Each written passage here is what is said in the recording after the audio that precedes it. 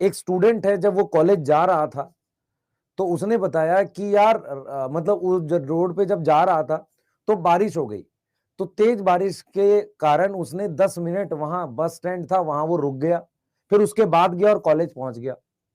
तो जब वो लौट कर आया ना, उसने अपने बाकियों साथियों को बोला कि यार एक काम करना, कॉलेज जाने का रास्ता ऐसे है कि आप जब जाना ना तो बस स्टैंड पे 10 मिनट रुक जाना और फिर जाना आप।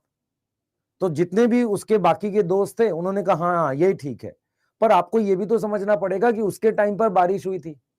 मैं ये इसलिए बोल रहा हूं कि बहुत सारे बच्चे, जब आप क्या करते हो, आप फॉलो करते हो कि यार इन भैया ने इन दीदी ने ऐसे किया था, ठीक है मानता हूं किया था, पर उसकी कंडीशन आपकी कंडीशन सेम नहीं है ना। मेरी बात समझ में आ रही है? आपको ज्यादा अच्छा कौन गाइड कर सकता है? जो जो रियल में वो बस चला रहा हो, जो डेली कॉलेज जाती हो। और वो बस चलाने वाले लोग हम लोग हैं एक्चुअल में, जो हर साल सेम एग्जाम के लिए पढ़ाते हैं। तो जो समझते हैं बच्चों को एक्चुअल में होता क्या है। हर बच्चे की अपनी अलग परेशानी होती है, हर बच्चा अलग होता है, कोई किसी को कॉपी करके नहीं पढ़ सकता। पॉइंट ये होती है कि हर किसी को ऐसा लगता है कि यार कुछ स्पेशल ट्रिक होती हैं, कुछ स्पेशल ऐसा होता है जिसको समझने के बाद सिलेक्शन होगा। नहीं, तुझे चैप्टर समझ आना चाहिए, चैप्टर में डीप थिंकिंग बननी चाहिए, चैप्टर एनसीईआरटी से पढ़ा होना चाहिए, डीपीपी सॉल्व करनी चाहिए, लास्ट में याद करना है। जो बच्चे बेसिक चीजें हैं, जो बच्चे चैप्टर ध्यान से पढ़ते हैं, एनसीईआरटी रीड करते हैं, नोट्स याद करते हैं। मैं जब था बेटा, मैं अपनी अपनी अपनी परेशानी बताता हूं क्या हूं। मैं बहुत स्लो लर्नर हूं, मैं बहुत एवरेज स्टूडेंट हूं, बहुत खराब स्टूडेंट था, स्लो लर्नर था। ऐसा नहीं था बिल्कुल पढ़ता नहीं था, वो गलत बात है, वो झूठ होता है। मैं जब पढ़ता था मुझे धीरे याद होता था।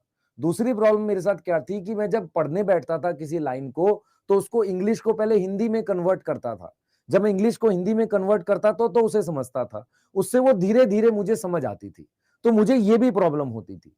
तो जब मुझे ये प्रॉब्लम होती थी तो मुझे याद करने में समय लगता था। तो मैंने एक तरीका ये निकाला कि चलो लिख कर याद करते हैं। तो जब कोई और नहीं करता तो मैंने ट्राई किया ये, और मैं लिख के याद करता था तो हो जाता था। फिर मेरे साथ ऐसा हो गया कि मैं सारे एग्जाम्स के लिए लिख के ही याद करता था। उससे मुझे ये कॉन्फिडेंस हो जाता था कि यार अगर मैं एक बार लिख लूंगा ना अपने हाथ से तो मुझे एग्जाम में याद रहेगा। इसी वजह से कभी भी जब मैं एग्जाम सेंटर के बाहर पहुंचता था ना, तो मैं कभी कुछ पढ़ता नहीं था, क्योंकि वहां लिखने का टाइम मिलेगा नहीं और मैं ऊपर ऊपर से चीजें पढ़ूंगा, मुझे वो याद रहेंगी नहीं। मेरी बात समझ में आ रही है? तो ये मेरा तरीका था। बहुत सारे जो ब्राइट स्टूडेंट होते थे वो अच्छे से लिख लेते थे पहले ही, मतलब वो रीड करके भी याद हो जाता था। मुझे ऐसे नहीं होता था। तो हर एक लोगों की बेटा प्रॉब्लम अलग होती है। समझ आ रहा है? मेरी बात समझ में आ रही है नहीं आ रही? सही है। दूसरी चीज, बच्चे आपकी कहां कहां परेशानी, आपको कहां कहां गाइडेंस की जरूरत पड़ेगी।